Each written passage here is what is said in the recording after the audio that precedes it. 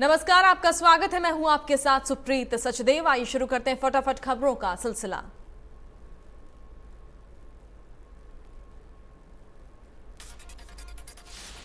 BJP के 42वें स्थापना दिवस के मौके पर पार्टी अलग अलग कार्यक्रम कर रही है। इसी कड़ी में प्रधानमंत्री नरेंद्र मोदी ने कार्यकर्ताओं को संबोधित किया।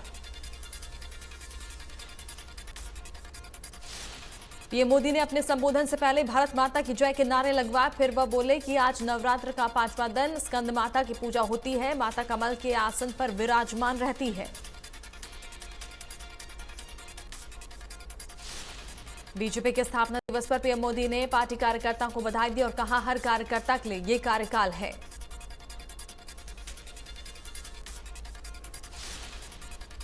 पीएम मोदी ने कहा, अब देश तेजी से आगे बढ़ रहा है, इसलिए बदलती दुनिया में भारत के लिए नई संभावनाएं हैं। साथ ही पीएम ने कहा, बीजेपी का विजय तिलक करने में महिलाएं सबसे आगे हैं। महिलाएं ही बीजेपी के पक्ष में मजबूती से आगे खड़ी हैं।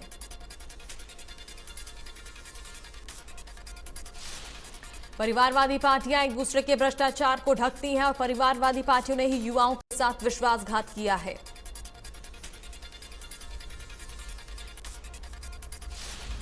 देश में अभी दो तरह की राजनीति चल रही है। एक है परिवार भक्ति की, दूसरी है देशभक्ति की। देश में कुछ राजनीतिक दल हैं जो अपने परिवार वालों के लिए काम कर रहे हैं।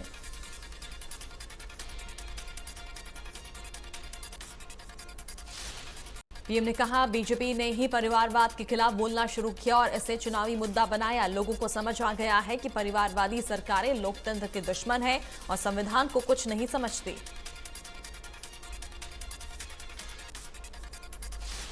पीएम ने कहा, दशकों तक कुछ दलों ने वोट बैंक की राजनीति की। कुछ लोगों को ही वादा करो, ज्यादातर लोगों को तरसा कर रखो।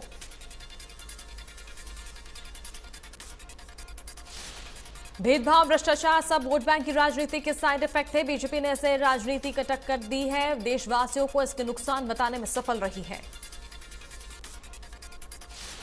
पीएम मोदी से पहले बीजेपी अध्यक्ष जेपी नड्डा ने कार्यकर्ताओं को संबोधित किया। वो बोले कि बीजेपी गरीबों को मजबूत करने वाली पार्टी है और मोदी ने भाजपा की विकास यात्रा में अपने जीवन को लगाया है। भारतीय जनता पार्टी आज अपना 42वां स्थापना दिवस मना रही है। इस अवसर पर भाजपा के राष्ट्रीय अध्यक्ष जेपी नड्डा ने दिल्ली में अपने मुख्यालय में पार्टी का झंडा फहराया। उत्तर प्रदेश के सीएम योगी आदित्यनाथ ने लखनऊ बीजेपी कार्यालय पर ध्वजारोहण किया। बीजेपी के स्थापना दिवस के मौके पर बीजेपी कार्यकर्ताओं में जोश देखने को मिला। बीजेपी आज से 14 अप्रैल तक विशेष कार्यक्रम का आयोजन कर रही है, जिसमें सरकार की उपलब्धियों को गिनाया जाएगा। चंडीगढ़ में स्थित स्टेट बीजेपी ऑफिस में सीएम मनोहर लाल ने बीजेपी के 42वें स्थापना दिवस पर ध्वजारोहण किया। इस बीच विधानसभा अध्यक्ष ज्ञानचंद गुप्ता और पूर्व बीजेपी प्रदेशाध्यक्ष और चेयरमैन सुभाष बराला मौजूद रहे। सीएम मनोहर लाल ने कहा, साल 1980 में बीजेपी की स्थापना हुई थी और आज देश के अधिकांश राज्यों में बीजेपी का शासन है।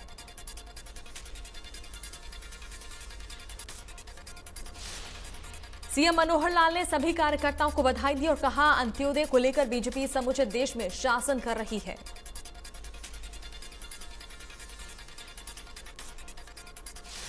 सीएम ने कहा, कुछ दलों में परिवारवाद की राजनीति हावी रहती है, जो सिर्फ अपने ही लोगों को बढ़ाने का काम करती है। करनाल में बीजेपी के स्थापना दिवस पर आयोजित कार्यक्रम में बीजेपी प्रदेश अध्यक्ष ओम प्रकाश धनखड़ और सांसद संजय भाटिया मौजूद रहे। बीजेपी के स्थापना दिवस पर पूरे देश में शोभा यात्राएं निकाली जा रही है। वहीं पानीपत शहरी विधायक ने पालिका बाजार से शोभा यात्रा निकाली।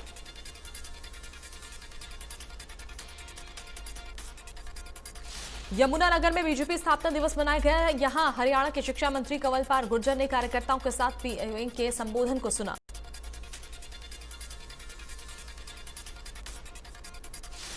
शिक्षा मंत्री कंवरपाल गुर्जर ने कहा कि आज देश में बीजेपी सबसे बड़ी पार्टी है और कई राज्यों में बीजेपी की सरकार है। बीजेपी ने 370 समाप्त किया। राम मंदिर के निर्माण के लिए बीजेपी ने कार्य किए।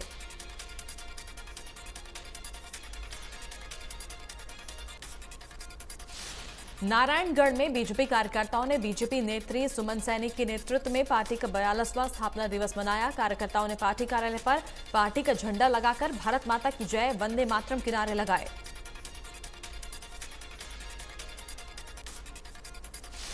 बीजेपी नेत्री सुमन सैनी ने कहा कि आज भारतीय जनता पार्टी का 42वां स्थापना दिवस है, जिसे सभी कार्यकर्ता बड़े ही उल्लास के साथ मना रहे हैं। उन्होंने कहा कि मैं सभी कार्यकर्ताओं को इस दिवस पर बधाई देती हूं।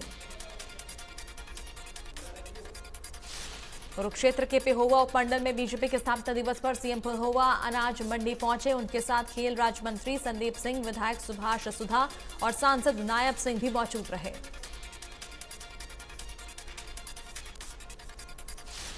सीएम ने यहां करीब 14 करोड़ की परियोजनाओं का उद्घाटन किया, जिनमें करीब 11 करोड़ रुपए की लागत से निर्मित दौलतपुर, मांडी और सारसा भोर सैदा के 33 केवी सब स्टेशन शामिल है।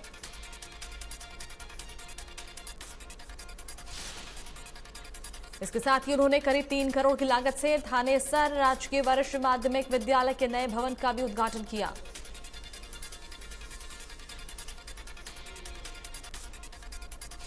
मुख्यमंत्री मनोहर लाल ने मुख्यमंत्री परिवार उत्थान योजना के तहत 10 पीडीएस लाभार्थियों को और 10 बुढ़ापा पेंशन लाभार्थियों को प्रमाण पत्र वितरित किए।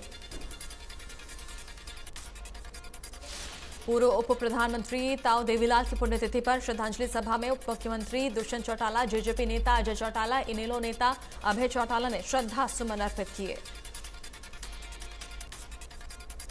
उप प्रधानमंत्री स्वर्गीय चौधरी देवीलाल की पुण्यतिथि पर जेजेपी कार्यकर्ताओं ने नमन किया और उनकी प्रतिमा पर पुष्प अर्पित किए।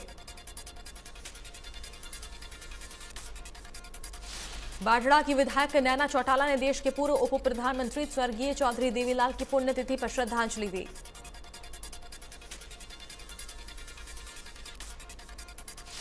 विधायक नैना चौटाला ने ताऊ देवीलाल के पद चिन्हों पर युवाओं को चलने की प्रेरणा दी और कहा, जजपा ताऊ देवीलाल के बताए पद चिन्हों पर चल रही है।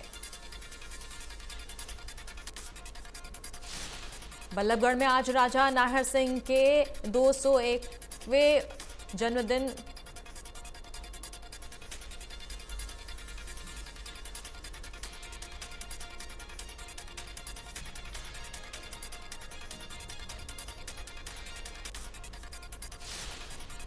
चंडीगढ़ में नेता प्रतिपक्ष भूपेंद्र हुड्डा ने प्रेस कॉन्फ्रेंस कर कहा कि चंडीगढ़ एसवाईएल और हिंदी भाषी क्षेत्रों के मुद्दे को लेकर हमने हरियाणा का पक्ष अपने शासनकाल के दौरान मजबूती से रखा।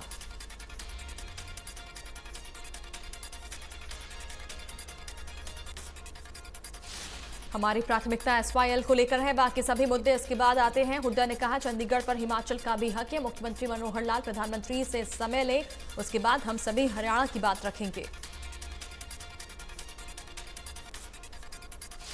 भूपेंद्र हुड्डा ने कहा कि नीति आयोग 2020-21 की रिपोर्ट आई है, जिसके मुताबिक लगभग 30 लाख लोग गरीबी रेखा से नीचे रह रहे हैं। अस्पतालों में स्टाफ की कमी है। 50 से 60 हजार टीचर और प्रिंसिपल की पोस्ट खाली है।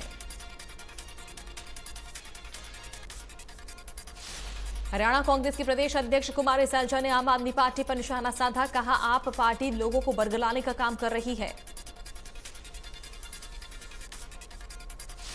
चंडीगढ़ का मुद्दा जबरदस्ती थोपा जा रहा है। उन्होंने एसवाईएल के मुद्दे पर बीजेपी को भी आड़े हाथों लिया और कहा, एसवाईएल के मुद्दे पर बीजेपी की सरकार होने के बाद भी हल नहीं निकल पा रहा है। कैथल पहुंचे कृषि मंत्री जेपी दलाल ने कहा कि वो मंडियों का दौरा करेंगे और मंडियों में किसानों को समस्याएं आ रही हैं, उन्हें दूर करने के लिए अधिकारियों को उचित दिशा निर्देश दिए जाएंगे।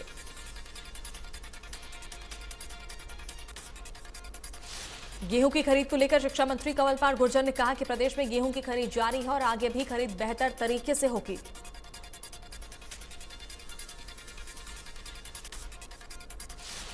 भवानीखेड़ा अनाज मंडी में अब तक 5000 क्विंटल गेहूं की आवक हुई है और अनाज मंडी में आढ़तियों ने कोई सुविधा नहीं होने के आरोप लगाए हैं।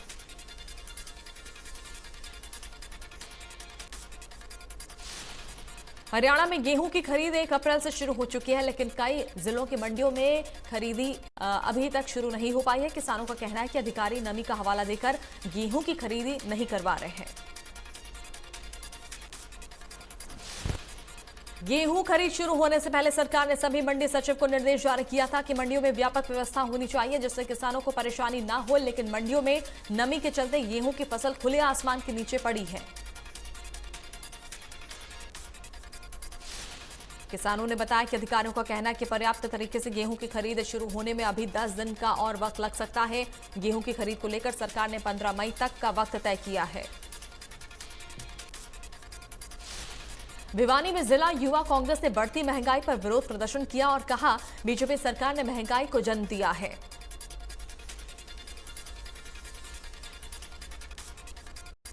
रतिया में दमकल विभाग के कर्मचारियों को पिछले 6 महीने से वेतन नहीं मिला है। इस दौरान कर्मचारी अनिश्चितकालीन हड़ताल पर चले गए हैं।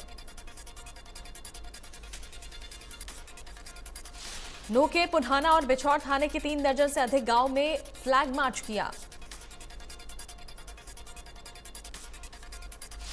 नौ पुलिस कप्तान के आदेश पर आरएएफ बटालियन के जवानों ने पुलिस के साथ मिलकर फ्लैग मार्च किया।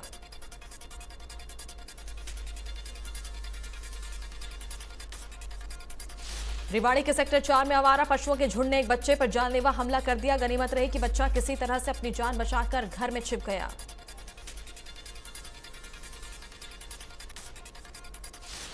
सरकार और प्रशासन की ओर से लगातार शहर को आवारा पशुओं से मुक्त करने का दावा किया जाता है। इसके बावजूद शहर की सड़कों पर आवारा पशुओं का जमावड़ा है। फरीदाबाद में सीएम फ्लाइंग की टीम ने स्वास्थ्य विभाग के साथ मिलकर छापेमारी की। सीएम फ्लाइंग की टीम ने कार्रवाई करते हुए एक मिल से कुट्टू और सिंघाड़े के आटे के सैंपल कलेक्ट किए।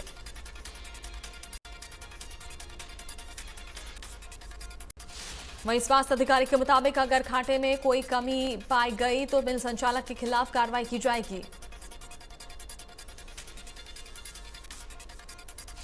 सिरसा के बरनाला रोड स्थित पिज्जा की दुकान पर खाद्य और आपूर्ति विभाग ने छापेमारी की, जहां वेज और नॉनवेज के सैंपल मिले। हरियाणा के कई जिलों में धोखाधड़ी कर लोगों से लाखों रुपए हड़पने वाले व्यक्ति को यमुनानगर पुलिस ने गिरफ्तार कर लिया, जिसे कोर्ट में पेश कर रिमांड पर लिया जाएगा।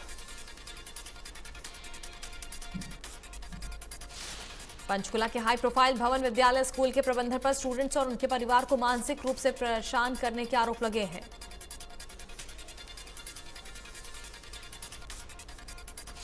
भवन विद्यालय में पढ़ने वाले बच्चों के कुछ पेरेंट्स ने आरोप लगाया है कि भवन विद्यालय स्कूल प्रबंधन ने कॉल कर कहा कि अपने बच्चों को घर वापस ले जाइए, उनका रिजल्ट रोक लिया गया है। भिवानी में डीजल, पेट्रोल और रसोई गैस सहित अनेक वस्तुओं के बढ़े हुए दामों के मामले में बीजेपी सरकार के खिलाफ यूथ कांग्रेस पार्टी ने विरोध प्रदर्शन किया।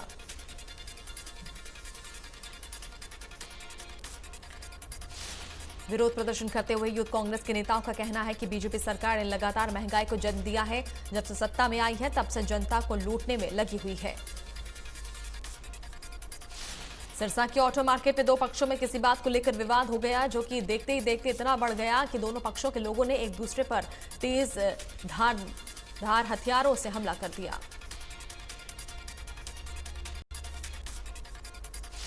हमले में कई लोगों के घायल होने की सूचना मिली है। वहीं झगड़े की सूचना मिलने के बाद पुलिस मौके पर पहुंची और घायलों को अस्पताल में भर्ती करवाया।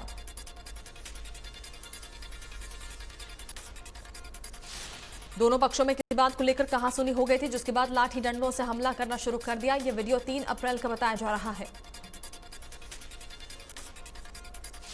झगड़े का वीडियो दुकान के बाहर लगे सीसीटीवी कैमरे में कैद हो गया। दोनों ही पक्षों ने पुलिस को शिकायत देकर कार्रवाई की मांग की। नूह में चारा के खेत में बकरियों के घुसने को लेकर 2 पक्ष आपस में भिड़ गए, जिससे करीब 10 लोग घायल हो गए। झगड़े में एक गर्भवती महिला भी घायल हो गई, जिसकी हालत चिंताजनक बनी हुई है।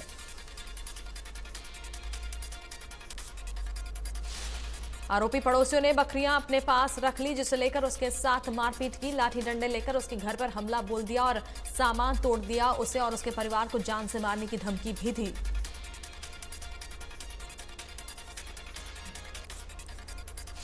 वहीं थाना प्रभारी ने बताया कि खेत में बकरी जाने को लेकर दोनों पक्षों में विवाद हुआ। एक पक्ष ने 25 लोगों के खिलाफ शिकायत दी है। जांच के बाद कार्रवाई की जाएगी। करनाल के गांव कमालपुर रोडान से गायब हुए 4 साल के बच्चे का शव पास के ही घर की छत से मिला। पहले आशंका जताई जा रही थी कि भीख मांगने वाला बच्चा बाबा बच्चे को झोले में उठाकर ले गया होगा।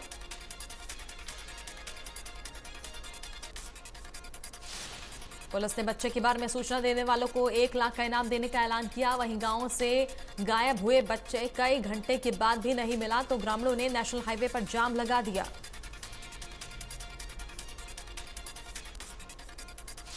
जाम की सूचना मिलने के बाद पुलिस ने मौके पर पहुंचकर लोगों को समझाने की कोशिश की। फिलहाल शव को पोस्टमार्टम के लिए भेज दिया गया। पुलिस हर पहलू पर जांच कर रही है।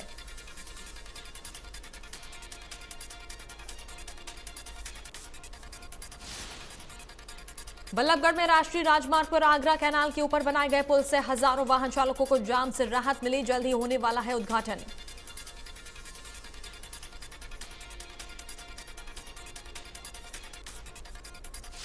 करनाल के अच्छनपुर गांव में जमीनी विवाद के चलते फतेह सिंह ने अपने नाना जोगिंदर सिंह को और मासी प्रभजोत कौर को लाइसेंसी असले से मौत के घाट उतार दिया, वहीं दूसरे को घायल कर दिया।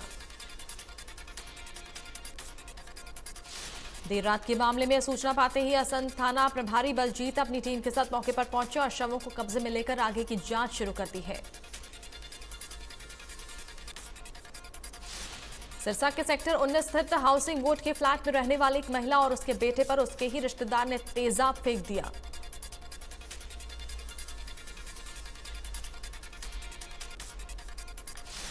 इसमें मां बेटा बुरी तरह झुलस गए। दोनों को सिविल हॉस्पिटल में दाखिल करवाया गया। पुलिस मामले की जांच में जुट गई है। पंचकुला में क्राइम का ग्राफ बढ़ने लगा है। गैंगस्टर लॉरेंस बिश्नोई ने एक बिजनेसमैन को जान से मारने की धमकी दी है।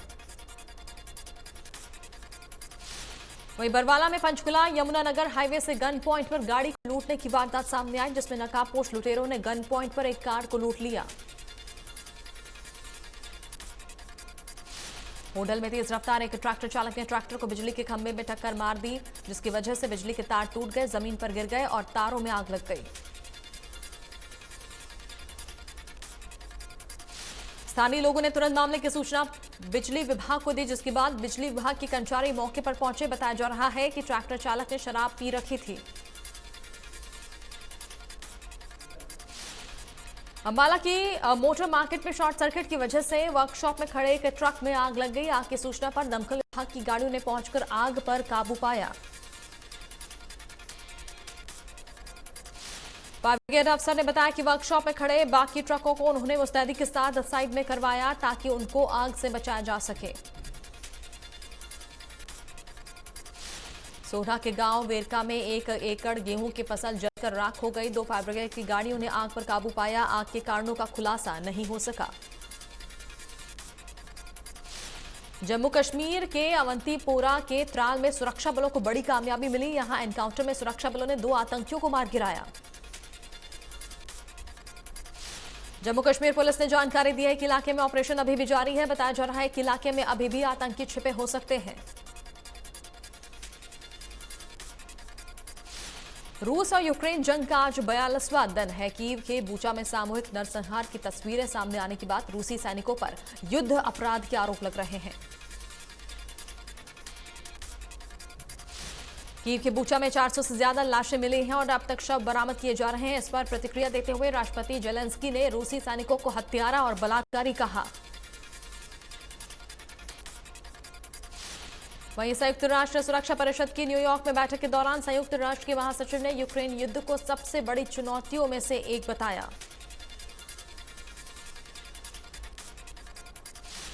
बूचा यूक्रेन के अन्य शहरों में हिंसा को लेकर जेलेंस्की ने यूएनएससी में कहा कि रूस की सेना और उसके लिए आदेश देने वालों को न्याय के कटघरे में खड़ा किया जाना चाहिए।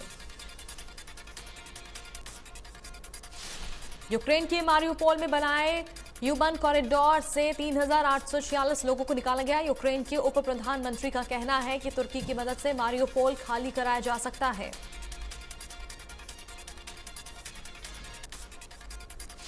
रूसी सैनिकों की लगातार गोलीबारी के बीच अभी भी मारिउपोल में 1,20,000 लोग फंसे हुए हैं। देश भर में पेट्रोल डीजल की कीमतें लगातार बढ़ रही हैं। आज फिर पेट्रोलियम कंपनियों ने पेट्रोल डीजल के दाम में 80-80 पैसे का इजाफा किया। पिछले 16 दिनों में 14वीं बार पेट्रोल डीजल की कीमतों में इजाफा किया गया। आंकड़ों के मुताबिक 16 दिनों में पेट्रोल और डीजल की कीमत में करीब 10 रुपए प्रति महंगा हुआ है।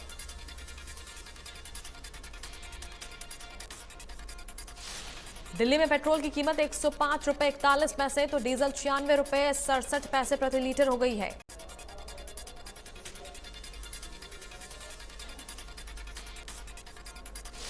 मुंबई में पेट्रोल की कीमत 120 रुपए 51 पैसे और डीजल की कीमत 104 रुपए 77 पैसे प्रति लीटर है। कोलकाता में पेट्रोल का दाम 115 रुपए 12 पैसे जबकि डीजल की कीमत 99 रुपए 83 पैसे प्रति लीटर है। चेन्नई में भी पेट्रोल 110 रुपए 85 पैसे प्रति लीटर तो डीजल 100 रुपए 94 पैसे प्रति लीटर है। बता दें पिछले वर्ष 4 नवंबर के बाद से इन दोनों ईंधन के मूल्य में कोई वृद्धि नहीं की गई थी। दिल्ली में सीएनजी गैस के दाम 2 रुपए 50 पैसे प्रति किलो की बढ़त के बाद अब 66 रुपए 61 पैसे प्रति किलो कर दिए गए हैं। बीते 5 दिन में सीएनजी 6 रुपए 60 पैसे प्रति किलो महंगी हो गई है।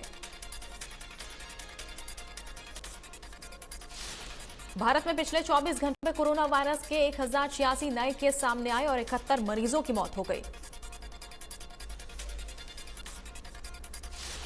हरियाणा में कोरोना के 69 नए मामले सामने आए हैं जबकि 59 मरीजों ने कोरोना को मात दी।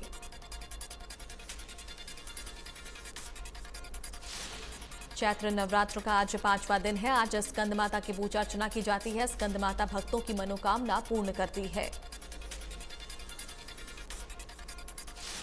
जो भक्त नवरात्र माता की पूजा अर्चना करते हैं स्कंद माता उनकी मनोकामना पूर्ण करती है। सुबह से ही माता के मंदिरों में भक्तों का आना शुरू हो गया है।